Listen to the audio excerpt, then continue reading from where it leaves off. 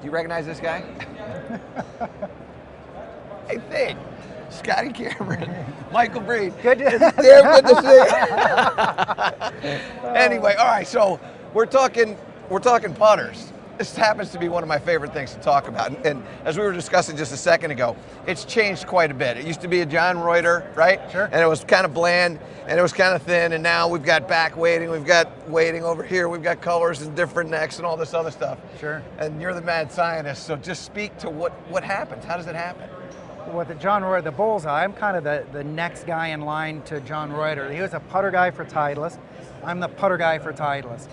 And just taking what kind of he created, he and a few other great putter guys created what I have today. I'm just trying to carry the torch. But taking what they started and trying to understand with computers and what really happens and what is the feels that we expect. A lot of guys used to take the old bullseye and try to make them heavier and put on the lead tape. Nowadays we can put in weights to get it there. But taking the best of the old and the best of the new and combining them together to make something sound, feel, and perform at its peak. Okay, so with that, you've got different metals and different inserts. Correct. Speak to both of that. What are the different metals? What are they for? And the inserts, what are they achieving?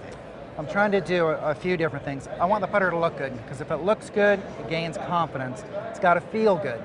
And we have found through research in the studio that the understanding of sound versus feel, there's a combination. So you can put headphones on and you could disguise a feel. Sound has more to do with feel than feel itself. So the metals are getting the right metals, the right design, because I can design things where top lines are thick, pockets are hollow, and I can create sound, and sound is feel. But just taking what we've learned from the past, putting it with the new, with the different technologies and milling. We can get things where it used to be a cast or a forge, we can get the milling down to a science where we can repeat it again and again and again and make it perfect. You spend a lot of time coming up with different ideas for putters, right? Different necks, and we see some of that.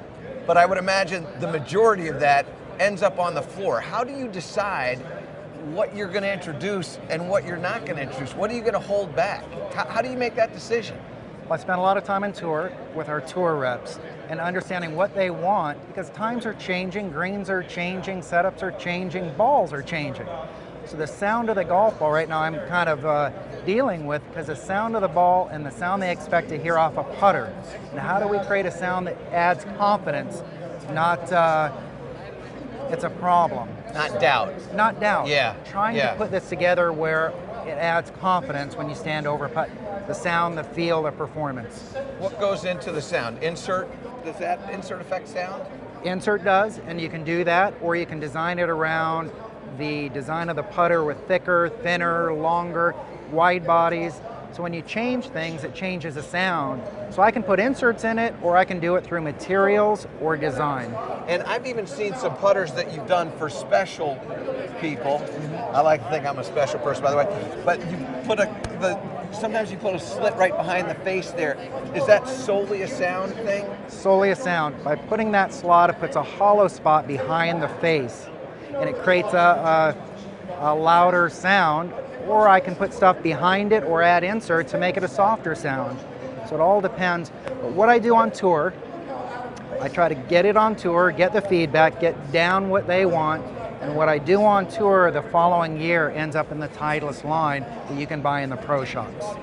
All right, so hard question for you. You're the proud papa. You built all these things, you've raised them, you've done everything. What kind of putter do you putt with?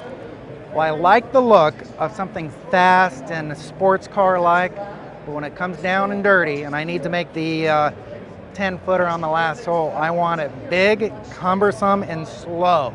So you got two putters in your bag? I do. I do. Do you really? I do. So okay, so what's in there? I have a Coronado out of the California line, then I have a Combi that I use when the stroke seems to get fast and quick and I need to slow it down. I carry two putters. That's tremendous. Yeah. Thanks. Thanks for everything. Thanks for this and thanks for this. Thank you for all your support throughout the years. I appreciate it. Yeah.